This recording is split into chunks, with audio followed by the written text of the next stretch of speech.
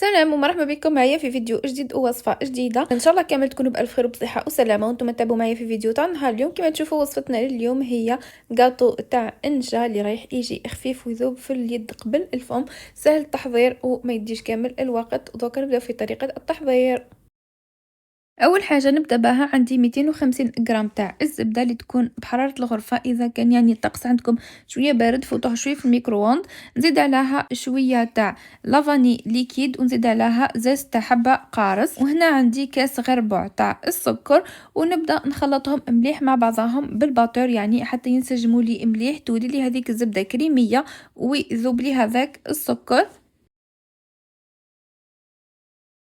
فوا ينسجموا لي مليح مع بعضهم نزيد عليهم زوز حبات تاع البيض اللي يكونوا بدرجه حراره الغرفه، ونكمل الميلونجي كامل مع بعضهم.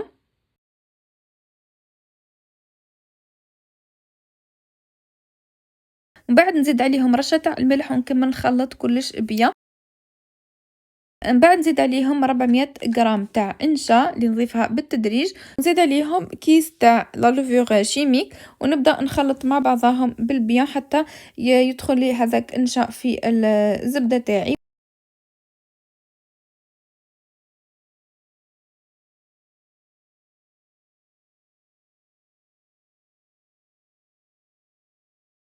وهنا نزيد الكميه المتبقيه تاع انشا.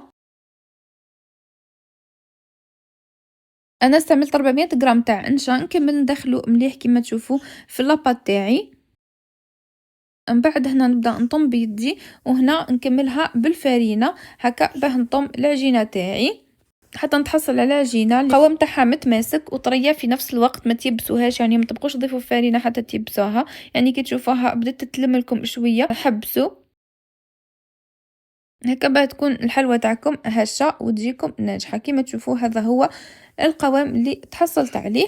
هنا نبدا نشكل فيها، انا درتها كويرات وانتم يعني تقدروا تعملوها كما تحبوا تعملوها على شكل تاع تفوتوها في لابوشادو يعني الشكل اللي تفضلوه انتم.